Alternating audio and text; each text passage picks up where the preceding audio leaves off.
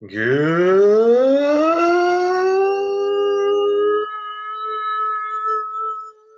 evening, SportsZonians.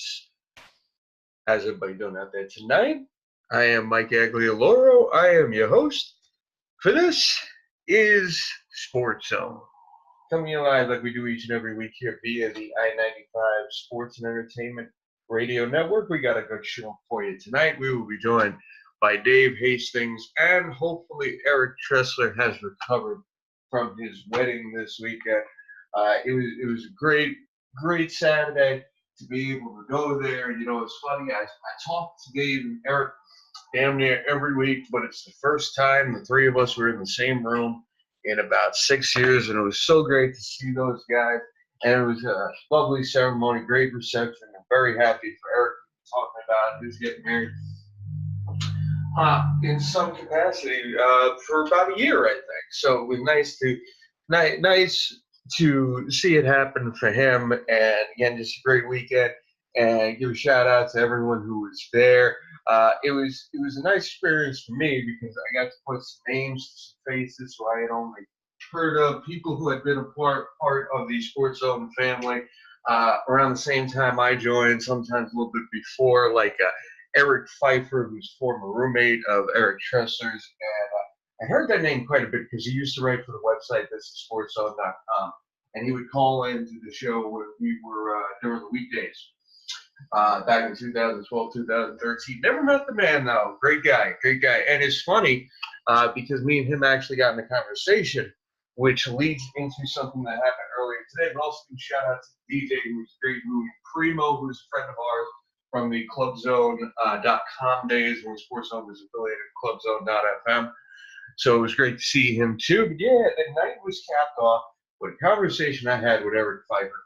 And he had asked me, because Erich Pfeiffer's more of a hockey guy, and we talked a little bit of baseball, and him being a Brave fan, which is funny because, like I told him, if this was back in the 90s, me and him would be fighting. But anyway, we started talking about the possibility of a Jacob deGrom extension. I have been in favor of a Jacob deGrom extension for a while now.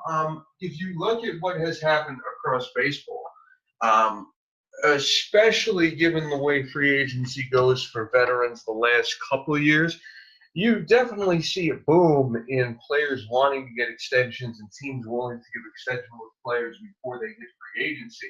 I mean, in the last month or so alone, the Yankees have re-signed Luis Severino to an extension. They signed Aaron Hicks to an extension. Mike Trout was, of course, signed to a big $430 million extension last week. Then you hit Chris Sale and Justin Verlander signing extensions with their teams.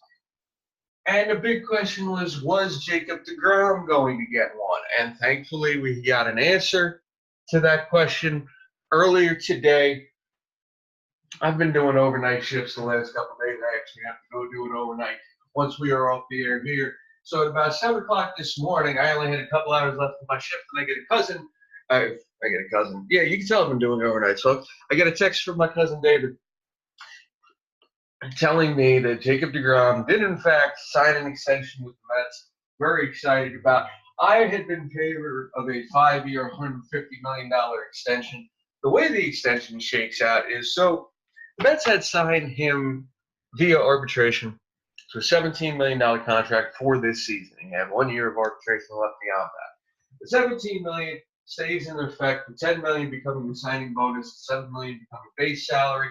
He will get $120 million of new money over the 4 years from 2020 to 2023. There is an opt-out clause after the 2022 season, and then there is a team option year for 2024, which could be worth $32.5 million if the Mets do wind up picking it up when he will be 35 years old, 35, 36, somewhere in that ballpark.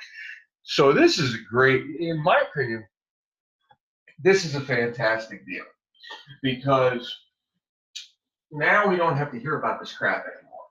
And it's nice to see that the Mets finally got on board with the trend of the rest of the league to lock up your players, because bringing in free agents and bringing in acquisitions are nice. It means nothing if you don't take care of the guys who got you where you are. And deGrom is a guy who Met fans love. He's ours. I remember very vividly I'm not a fan. Well, we'll get into this when Eric gets here. But Dave Hastings is here tonight. Dave, how you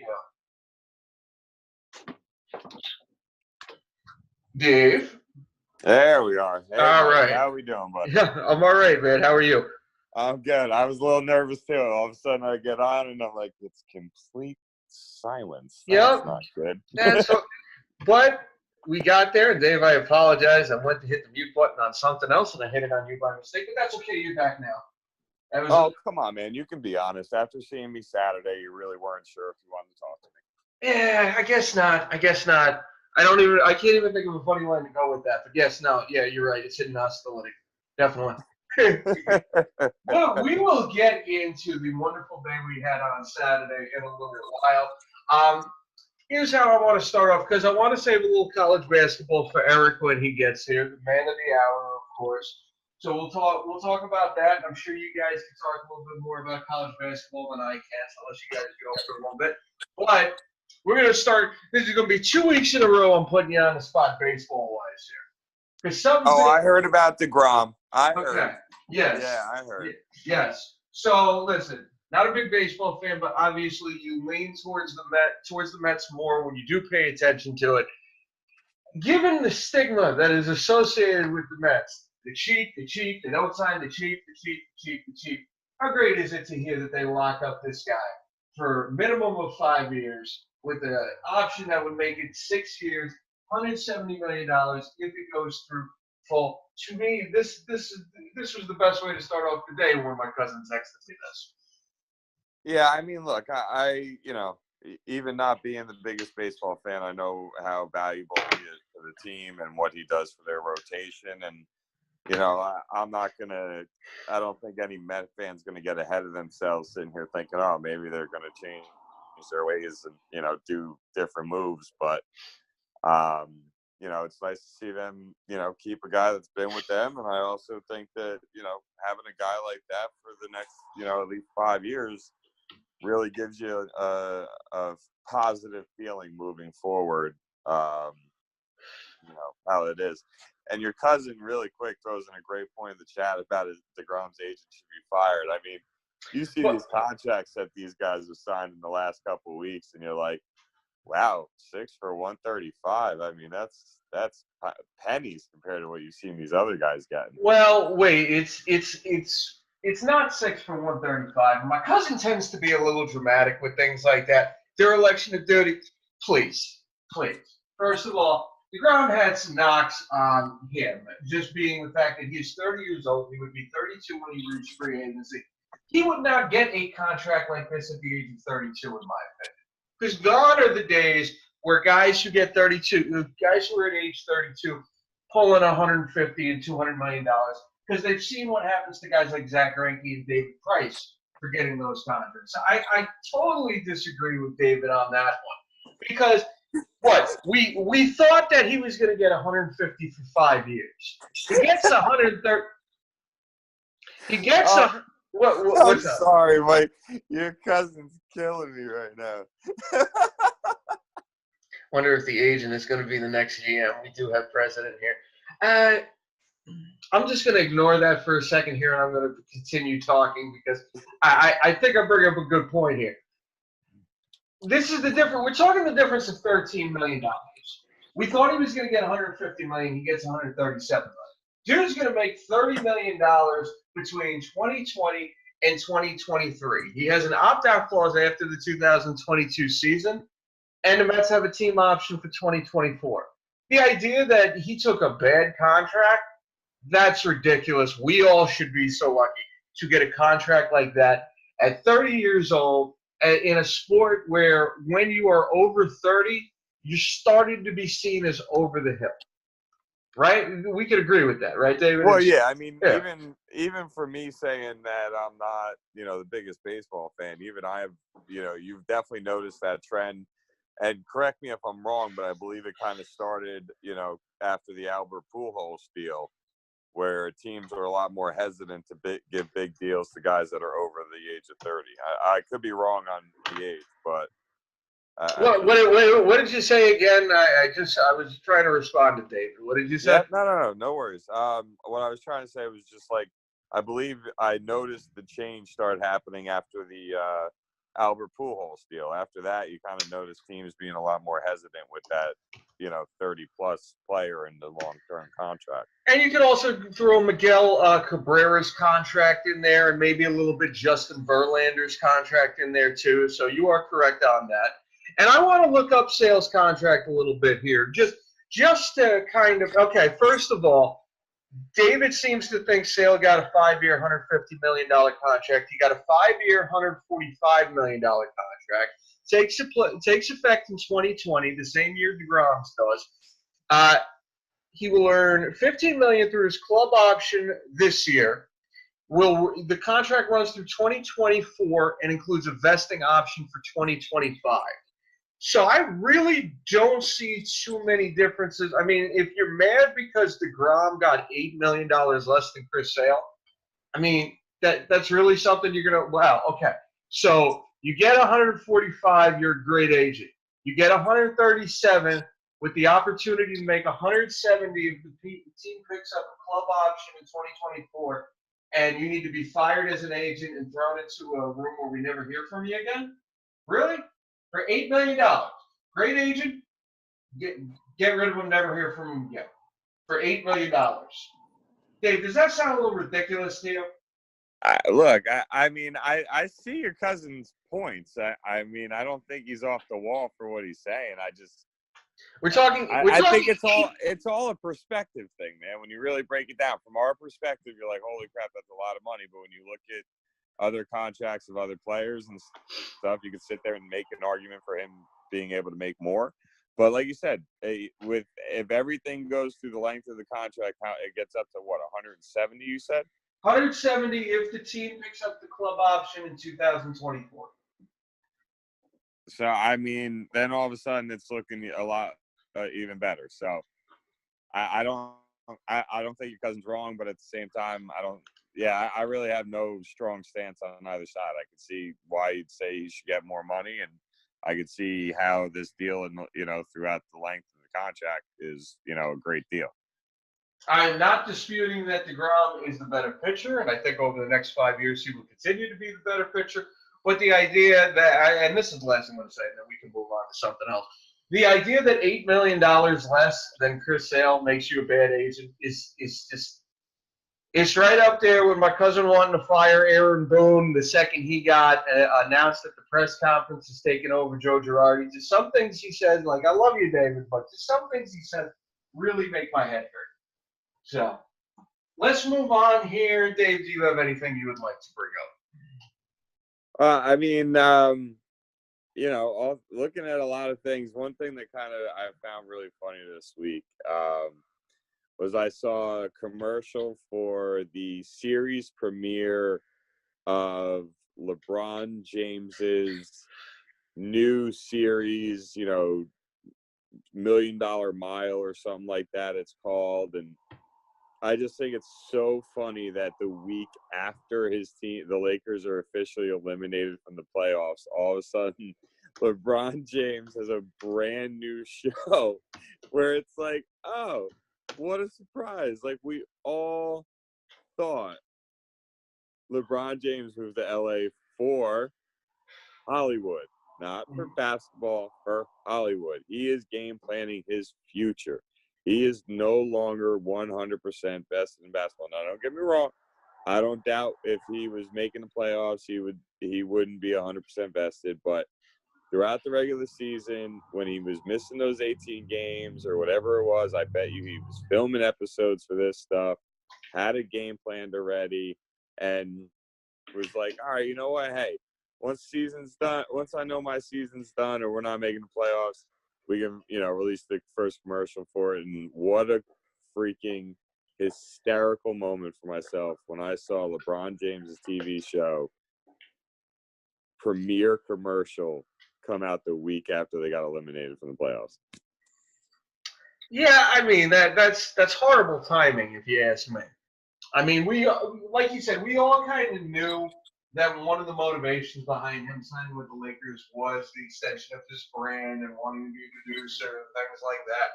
And I guess it could be worse. I guess we could be seeing trailers for Space Jam 2 now. So I'm happy we're not there yet. But It's coming. yeah, I don't want a Space Jam 2. What do you think about that? I don't want a Space Jam 2 at all. There's just no need for Look, I have to be honest, for how big of a Michael Jordan homer fan, how much I idolized him as a child. I didn't like Space Jam 2 just because of Michael Jordan. I'm a huge Looney Tunes fan. I love Bugs Bunny. I love what your cousin also just said about maybe Joel Embiid would be so much better, and I think he's so right. That would be But entertaining. That would be more entertaining, I think. Yeah. yeah, like Porky the Pig and Daffy Duck. I mean, and if you're telling me they're bringing back Lola Bunny, I am in. I am in 100%. I will never, ever be ashamed to admit I had a crush on Lola Bunny when I was a little kid and that movie came out. I don't care. Not ashamed to say it. It was a hot-looking animated rabbit, and I'm not going to be embarrassed to admit that. So shout out if they're going to do Lola Bunny again, because then I am 100% in. For some reason, like you said, Lola Bunny, and my mind just kind of went to Jessica Rabbit a little bit. Don't ask me why. Of course. Yeah. I mean, she looks human. I mean, she was actually human. But Lola Bunny, man, come on. Yeah. Well, just remember, Jessica wasn't bad. She was too strong that way. That's all. So, exactly. Yeah. I'm not ashamed. Yeah. But anyway, we go back to my initial point. It's horrible timing, and I think this is part of the reason. You know, we had talked about when we were at the wedding. We talked a little bit about LeBron and Michael Jordan and them not being in the same place. I think this is yet another reason because Jordan had his stuff outside of basketball, but one way or another, it never took the focus off of basketball. With LeBron, he almost has like he wants people to like him, but he almost has no. I don't even really know how to say it. No sense of the things he does in relation to how people look at him because of it. You know, your team gets eliminated.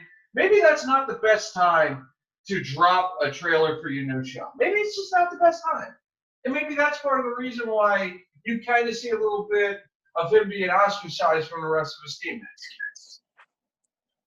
Oh, yeah. And I mean, like, first and foremost, like your cousin just said, he doesn't care. I mean, nor should he. It's his life. And when basketball is over, he's got to find something else to do with his life. So when it's all said and done, the man shouldn't care. But going back to the point you just made about kind of, you know, adding to the Jordan versus LeBron thing.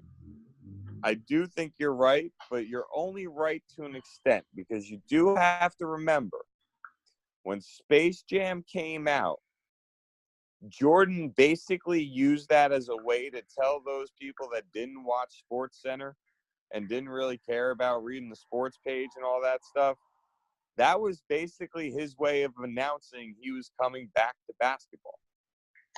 I gotta look it up though, because you're not wrong, but he was already back when that movie came out. Like, didn't they already win a championship when that movie came out? They did not win a championship. The year that movie came out was his first year back. When he was still wearing the 45 jersey. When he wore 45.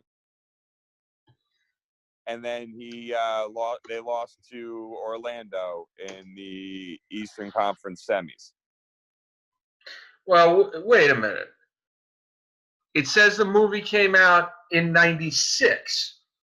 Yeah, it was the 95-96 season he came back. No, it was 94-95 he came back. 95-96 was the first championship.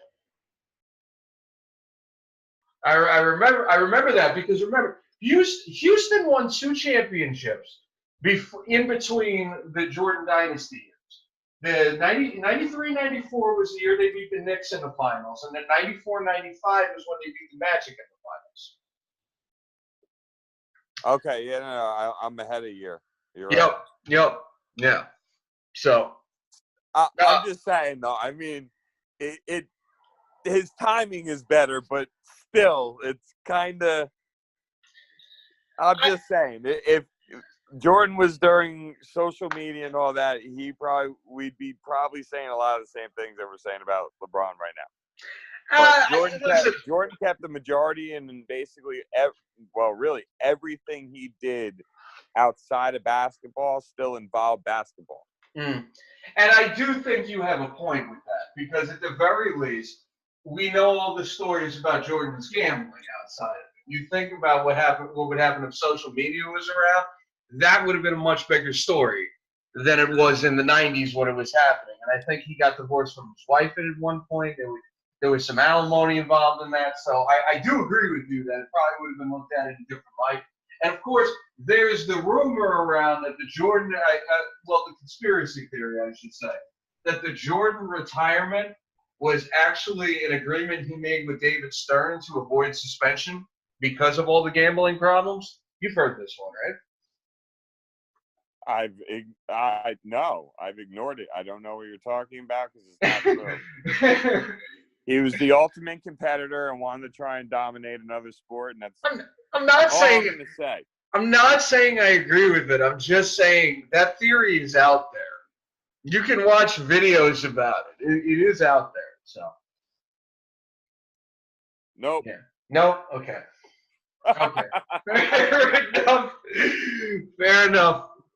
All right. Sorry, Mike. I told you, man. I'm exhausted. I am delirious right now. Dude, I've been doing the overnights the last couple of days. I got one more overnight to do when we get off the air here. So I saw you say that earlier. It was just like, yeah, I hear you, man. I hear you. So yeah, I get you on that.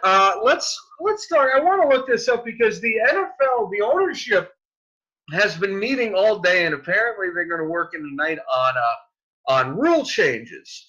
And one of them, there's been a couple that got passed. Like I know earlier today I had seen something about all blindside blocks are now banned in the NFL. And it looks like this just broke on ESPN.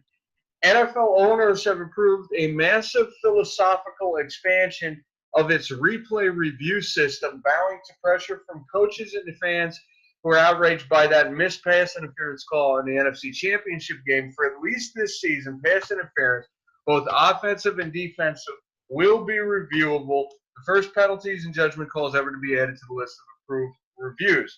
Coaches will be able to challenge non-calls for pass interference, and the replay booth, in conjunction with the league's officiating office in New York, will initiate those challenges in the final 2 minutes of each half. So what are your thoughts on this? The fact that they didn't give them more challenges, then to me it is what it is. Who called that? Who called that? I'm going to toot my own horn here. Who called? Yeah, I mean, the fact they didn't do that, then I'm cool with it. Let's roll with it, see what happens. I mean, come on, there's been some moments in fourth quarters where you've seen a pass interference call and move the ball, 60, 70 yards, and you're like, what the hell was that ref calling? So, you know what? If the coach was smart enough to hold on to his challenges and saved one of them for then, all right, cool. And the fact that you're going to do the other ones from the booth, then that just means the same thing it's always meant. You're going to have teams that are going to try and rush down the field and call hike before somebody stops the play. So it shouldn't do too much in the speed of the game. I mean, we all know that the speed of the game is slowed down way too much because of replay. But by not adding more challenges, at least you're not really going to have that moment. I could see it slowing down the 2 minutes a little bit. But I don't think the NFL has a problem with that because for them, it's a chance to play another 30-second commercial and make more money. So that's really, to me, the only moment where you might see a problem. Mm-hmm. Yeah, I was never in favor of them giving coaches more challenges, but I always liked the idea of plays like that, non-calls like that, being able to be reviewed. I mean, I had said I felt like every call should be able to be reviewed, but you don't necessarily give them more challenges. So I definitely like this idea. The booth reviewing it in the final 2 minutes. Yeah, I agree with your point that that's where we can see it take a little bit longer. But overall, I think it's a great move. I think it's a move they had to make after that NFC Championship game. So more power to them. What do you think about the elimination of all blindside blocks, not just those to the head or neck area? And this is on punts and other plays. I mean, I get it. It's a safety protocol move, but it's also one of the things that the NFL uses, made a lot of money off of using highlights of it. So I don't know. I mean, I get it, but it takes away from some of the entertainment value. But when it's all said and done, there's nothing worse than seeing these guys on the ground and not moving, and hits like that can lead to that. So for how much I enjoy seeing them, the enjoyment is quickly taken away if you see one of those guys just laying there and not moving, because you know his mom and his family and his wife, kids, whatever it might be, is watching that, and to even try to fathom how that must make them feel, it takes away that brief moment of enjoyment and makes you sit there and just worry about the actual human being that's laying there not moving. Yeah, well said on that one. Well said. I tell you what, I was kind of hoping Erich would be here by now, but I'm sure he's got a lot on his plate right now. Anything else stuck out to you this week you'd like to talk about?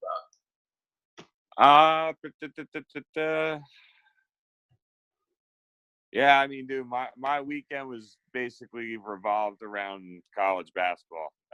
So, I mean, yeah, if you want to talk Cowboys, I mean, there is the comments that have come out where it sounds like Jerry Jones and Stephen Jones refused to give DeMarcus Lawrence a new contract until he gets the surgery, and he's saying he's not going to get the surgery until he has his new contract. So it really sounds like they're at a stalemate right there, and it's why Dallas is coming in at a lower number than they want to take. And you know, to me, all power to them. I get trying to stand up for what you believe in, and you want to make sure you get that contract. But bottom line is, you're an employee of the Dallas Cowboys, which means that surgery is covered on their dime. It's not costing you a freaking penny. So get the surgery, get your contract, and let's get out there and, you know, hit people. So I usually like to support the players. I really do, but I think he's hurting himself more than anybody else, because you don't get the surgery and you hold out on the franchise tag. Well, I mean, guess what? If you still haven't had the surgery when the season's over and Dallas doesn't tag you again, or you don't sign with Dallas, then you got a whole bunch of free agent teams out there saying you're a year older and now you've had a bad shoulder for a year and a half. So I prefer to side with the player, but I actually think he's hurting himself right now, and I want to see him get paid. Yeah, I hear you on that. I would like to see him get paid too. The surgery thing is weird to me, because not only, I mean, like you said, you're definitely hurting yourself. I get the idea of using it as a bargaining chip, but the fact is, if you don't sign the extension one way or another, and then you wait to have the surgery, it's going to impact you further on down the road. Because think about it, if I'm not mistaken, you could only franchise a guy 2 years. So that means he would be an unrestricted free agent next year. If you're waiting to have the surgery, then you got less time to give teams data on how you're going to play, which could hurt how much they offer you the year after. So you know, it's a double-edged sword there, really. Exactly, and he's playing a risky game that, when it's all said and done, they want these long-term guaranteed contracts because they want the stability. But by delaying the surgery, I feel like he's risking his long-term stability overall, whether it's with Dallas or another team. Yep, absolutely. And then there were comments. It sounds like Jason Garrett had some conversations with David Urban, where he may have intimated that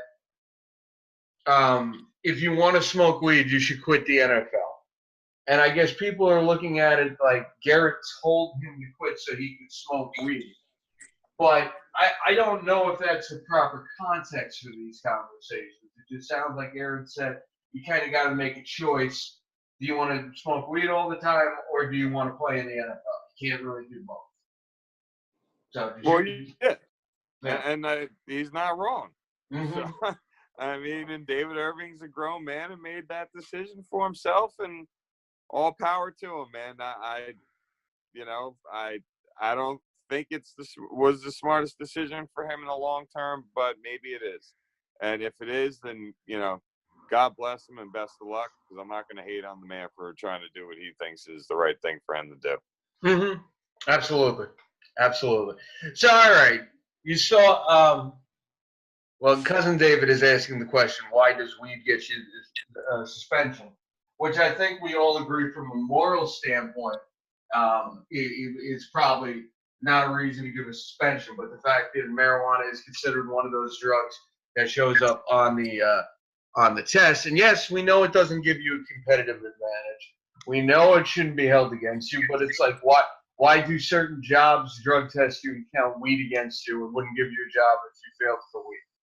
It's just one of those things that unfortunately that's the way the world is right now. We know that should be changed, but that part of things has not been changed yet. So if you don't have anything else you'd like to throw in there, I'll give you a few minutes. So you said you followed the college basketball. I did not get the opportunity to watch a lot of college basketball this weekend. What stuck out with you? What were your highlights from the first week of the big NCAA tournament? I mean, honestly, I think the biggest things you can say is that the best teams going into the tournament look like the best teams through, you know, going into the Sweet 16. Mm-hmm. And that it's kind of been that way for the last few years. Especially, you know, there really hasn't been a lot of Cinderellas in the last like 2 or 3 tournaments. You know, North Carolina looks really good. Duke looks really good, even though I think they got lucky against UCF on Sunday. You know, Gonzaga looks good. I mean, like I said, that your top teams, your number 1 seeds, your number 2 seeds, all look really good right now. It should make for a great Sweet 16, Elite 8. I mean, finally, it really should set up for a great last 2 weekends, I believe it is. And then they go Sweet 16 and Elite 8 this weekend, and then Final Four next. Oh man, your cousin. Yeah, your cousin. I think that was. Oh man. I know what he's talking about too, because I had heard about that, but I can't remember what team it was. I want to say Virginia, maybe. I mean, I think they might have been the team that won that game, but I don't think they were the team that was down 25 and came back. I would have. Well, I mean, look, to me so far, and I think most would agree, the Duke UCF game on Sunday afternoon, late Sunday afternoon, I think was probably the best game of the tournament so far. I think that you had Zion Williamson go off for over 30. Kid on UCF went off for over 30. Excuse me. And then it basically comes down to the final 2 plays of the entire game with, you know, Duke down 3. Zion Williamson kind of gets away with a charge. Maybe if he, in the heat of the moment, I can see why it was called the other way. Slow-mo, kind of looked like a charge. But hits the basket, gets the N1 foul call. Duke down 1 point. He ends up missing the free throw, but then the other sensational freshman on their team comes in with the beastly rebound. Barrett, thank you, cousin David, comes in, gets the beastly rebound and puts him up 1. UCF goes down the court. They make a great move to get a close shot. Miss that shot. They go in for the tip-in, and it rolls around the rim and out. It was so brutal, but what a game. It was so entertaining. Shout out to your cousin Barrett did what J.R. Smith couldn't. But it was an amazing game. It was so much fun to watch. I mean, it was just a great basketball game. A bunch of young kids just giving it everything they had. Shout out to Coach K for being the kind of coach he is. He grabbed the 2 kids from UCF that put on an amazing performance.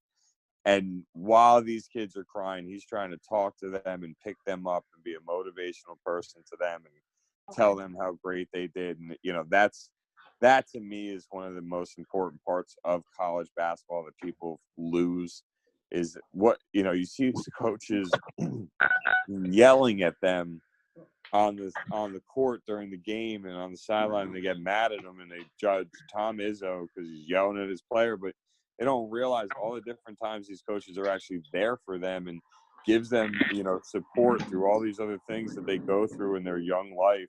Mm-hmm. And I think that was a great example, great moment to show that. Beautiful.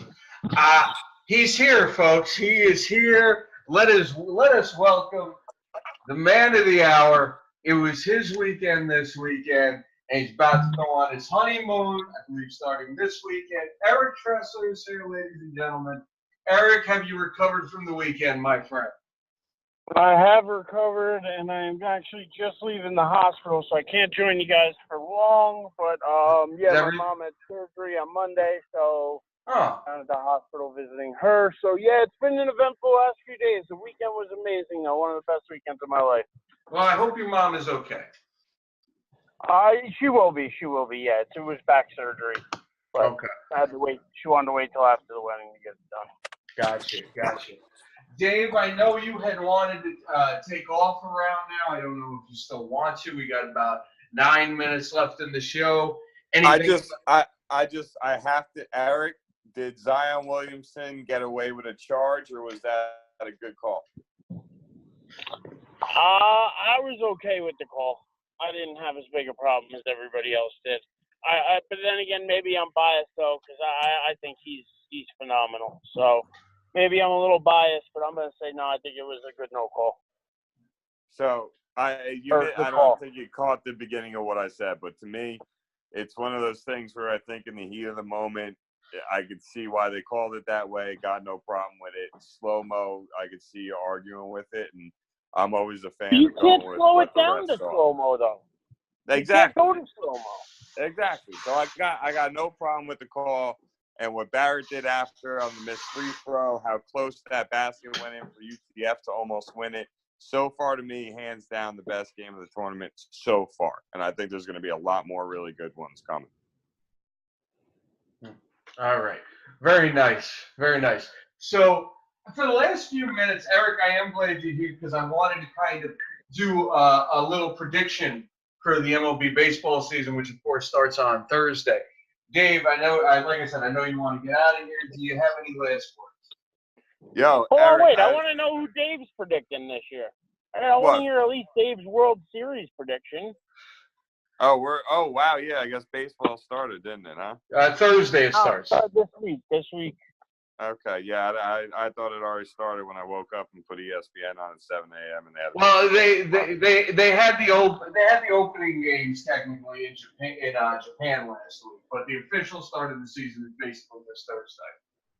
Okay. All right. So. Yeah. Oh man. All right. You know what? How about we go Yankees-Dodgers just for something random? I don't know how good either team really is going to be going into the season, but shit, I'll throw that one out there just to have some fun with it. It's not a bad guess. I'll give you that. I figured it was safe. Yeah. I think it's dangerous. Yeah. All right, man. Hey, Erich, dude, have an amazing honeymoon. Thank you for an amazing, amazing time on Saturday. I know you said sorry you didn't get to spend time talking with us, but I spent. Well, no, that was my dad actually that said that. Oh yeah, right. No, I saw that was your dad. But I had a great time with you, dude. Janice was a pleasure to meet. I had a chance to talk to her for a few minutes. She was a pleasure, dude. I'm so happy for you. Have an amazing, amazing, amazing time on your honeymoon, dude. And we'll talk with you in 2 weeks. But yeah, and Mike, I will make sure I'm here Tuesday for you, but I will not leave you hanging. Yeah, sounds good. All right, Dave Hastings, thank you very much. We will see you next week. Thank you, sir. We'll talk to you in 2 weeks. Later, gentlemen. Cousin David, thanks for making me laugh, brother. Eric, before we do predictions, we only got about 5 minutes left here. So at this wedding, you had these little wood hearts where everybody could write these nice little sayings down on everything. And I went to write down something I had said at cousin David's wedding a few years ago because it's something I always wind up throwing in. And it wound up being much longer than I thought. There's no way you're actually going to be able to read it. So I want to be able to say this on air to you tonight. This is to you and your lovely wife, Janice, who, like Dave said, we met very briefly at the end of the show, at the end of the wedding. Seems like a very nice lady and everything.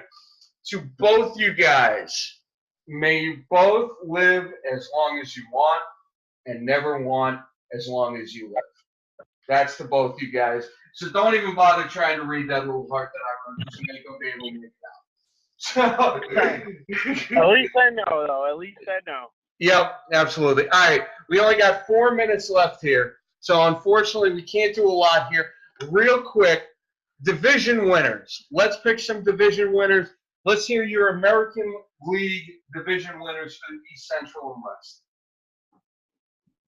East, Central, and West. I mean, honestly, I'm going with the Yankees this year in the East. Mm-hmm. I mean, I know you can call me a homer for that, but I just think it's the right call. Mm-hmm. I think they're, not necessarily improved pitching wise, but just as good, if not better, with the bats. And I think Boston lost a few too many pieces. So I just don't see them repeating it with their 108 win season from last year. I agree. In the Central, I think it's a little more difficult, but I guess for now, I mean, my way too early prediction's going to go to sure, I'm going to go with somebody random. I'm going to say the Twins. I'm going to say, I don't know why. I feel like they're, a team I just don't know a lot about. So I'm going to throw a guess at them, say the Indians maybe, again, take a little step back this year from what they've been doing in the last couple.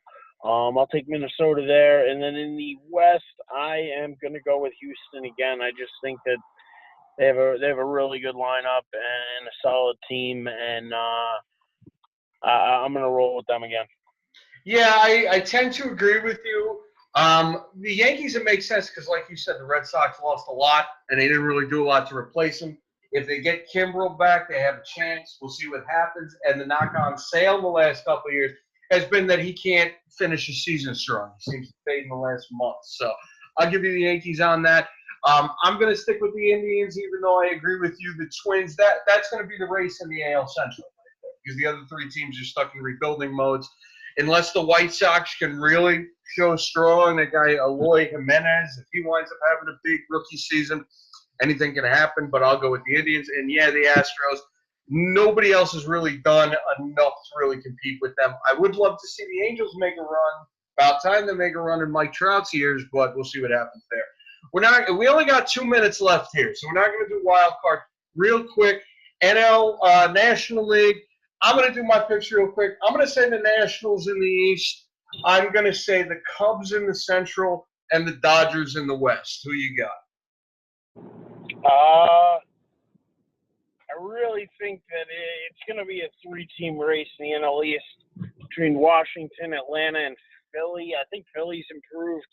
They're trying to put something together there. I'm going to try not to be offended by that. I'm going to try not to be offended, but you might be right.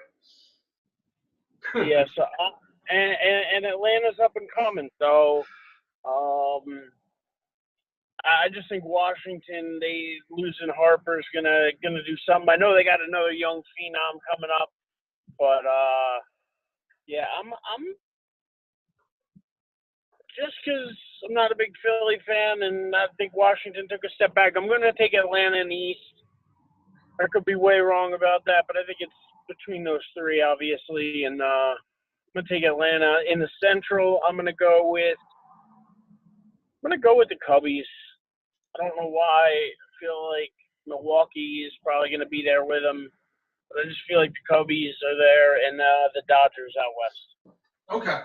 All right. So we got less than a minute left. Hey, Erich, thank you so much for making an appearance. I know you've had a whirlwind week. I know it's going to get a little crazier for you until that honeymoon comes. Best of luck to you with everything. I hope you have an amazing time on your honeymoon. And again, thank you so much for joining us, man. No problem, man. I'm glad I made it at least for a few minutes. Hope you have a great week next week. Just you and Dave holding down the fort, but I'll be back to hopefully tell some stories with you guys when I get back. And also, thanks a lot again, you and Dave both for coming to the wedding. Thank you. I had a great time. It was a great wedding. Thank you for inviting me, man. I really appreciate it. When you first sent that invite to me, it really meant a lot to me. So I thank you for that, my friend. And thank you, everybody, for listening. For Erich Tressler, for Dave Hastings, I am your host, Mike Aglioloro. Once again, and thank you. Shout out to Cousin David for being here. Thank you all for listening, and we will see y'all next week.